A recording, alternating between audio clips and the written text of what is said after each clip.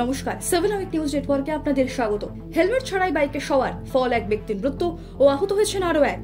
এমনই মর্মান্তিক দুর্ঘটনার সাক্ষী থাকলো মুর্শিদাবাদের রুকুনপুর বলরামপাড়া এলাকা। সূত্রের খবর, এদিন দুপুরে রুকুনপুর থেকে দুই বন্ধু বাইকে চেপে হরিহরপাড়ার দিকে যাচ্ছিল। তবে পথে একটি টোটোকে জায়গা দিতে গিয়ে নিয়ন্ত্রণ হারিয়ে সরাসরি কাছের একটি ইলেকট্রিক পোলে ধাক্কা মারে বাইকটি।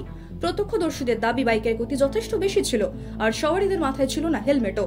তড়িঘড়ি তাদের আশঙ্কাজনক অবস্থায় উদ্ধার করে হরিহরপাড়া ব্লক প্রাথমিক স্বাস্থ্য কেন্দ্রে নিয়ে যাওয়া হলে ঝাঝর এলাকার বাসিন্দা রকিবুল মেহনা নামের বাইক আরোহীকে মৃত বলে ঘোষণা করেন চিকিৎসকেরা। সেই সঙ্গে গুরুতরভাবে জখম হয়ে মুহূর্তে চিকিৎসাধীন রয়েছেন আহিনুর মণ্ডল নামের বাইক চালক। খবর পেয়ে ঘটনাস্থলে পৌঁছয় হরিহরপাড়া থানার পুলিশ। অন্যদিকে রকিবুলের মৃত্যুর খবরে শোকের ছায়া নেমেছে তার পরিবারে।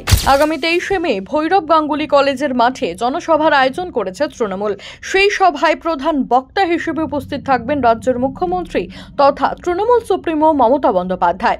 মূলত দমদম লোকসভা কেন্দ্রের তৃণমূল সমর্থিত প্রার্থী সৌগত রায় এবং বরানগর বিধানসভা কেন্দ্রের তৃণমূল প্রার্থী সায়ন্তিকা বন্দ্যোপাধ্যায়ের সমর্থনে এই জনসভার আয়োজন করা হয়। তার আগে দমকল মন্ত্রী সুজিত বসুকে সাথে নিয়ে মাঠ পরিদর্শনে এলেন তৃণমূল প্রার্থী সায়ন্তিকা বন্দ্যোপাধ্যায়। সঙ্গে উপস্থিত ছিলেন তৃণমূল কংগ্রেসের একাধিক ব্যক্তিত্বরা। ব্যারাকপুর পুলিশ কমিশনারেটের বিশাল পুলিশ বাহিনীর সহযোগে গোটা এলাকা পরিদর্শন করেন তারা। বলা ভালো, নিরাপত্তার বলয়ে ঘিরে ফেলা হচ্ছে ভৈরব গাঙ্গুলি কলেজের মাঠ সহ সংলগ্ন এলাকা। আগামী 25শে মে ষষ্ঠ দফায় নির্বাচন হবে পূর্ব মেদিনীপুরে। আর তার আগেই পূর্ব মেদিনীপুরের দুই তৃণমূল নেতার বাড়িতে সিবিআই হানার ঘটনা ঘটল, সঙ্গে প্রচুর কেন্দ্রীয় বাহিনী।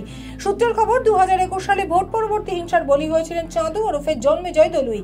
সেই মামলার তদন্তের পরিপ্রেক্ষিতে এদিন পূর্ব মেদিনীপুরের মালিস্তা থানা এলাকার ভাজা চাউলির সিজুয়াতে হানা দিল কেন্দ্রীয় গোয়েন্দা সংস্থা।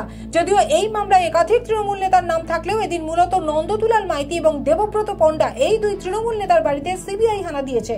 জানা গেছে, সিজুয়া গ্রামের নন্দদুলাল মাইতির বাড়িতে তার ছেলে বুদ্ধদেব মাইতির সন্ধানে এসেছে সিবিআই।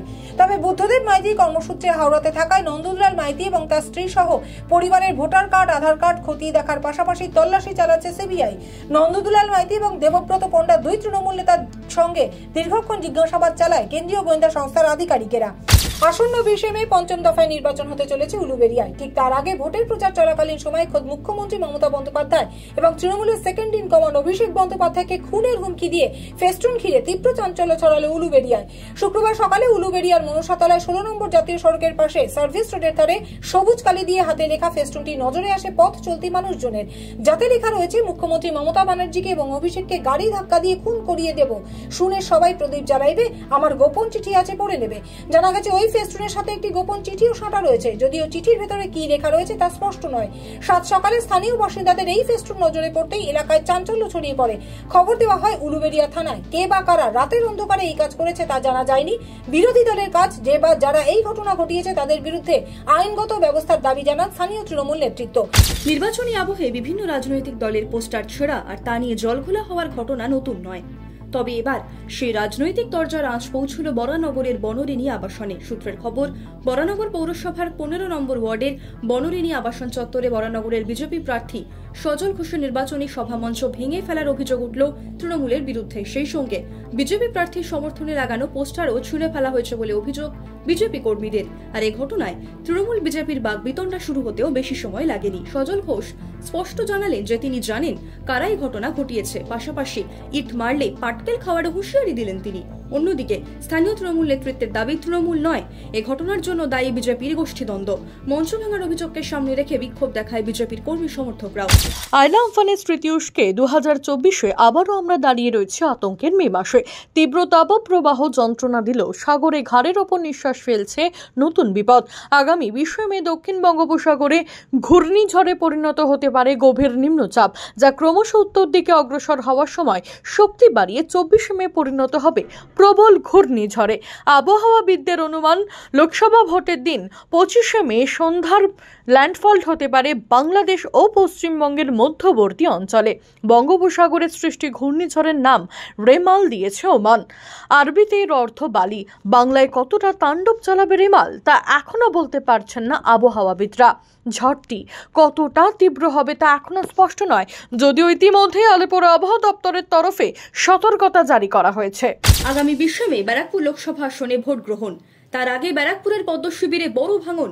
বীজপুরের প্রায় শতাধিক বিজেপি কর্মী তৃণমূলে যোগদান করলেন বলে দাবি স্থানীয় তৃণমূল নেতৃত্বের। এদিন হালিশহর পৌরসভার পুরপ্রধান শুভঙ্কর ঘোষ ও ১৯ নম্বর ওয়ার্ডের পৌরপিতা প্রবীর সরকারের উপস্থিতিতে বিজেপির ২ জন বুথ সভাপতি সহ বেশ কয়েকজন কর্মী ঘাসফুল শিবিরে নাম লেখান বলে খবর তৃণমূল সূত্রে।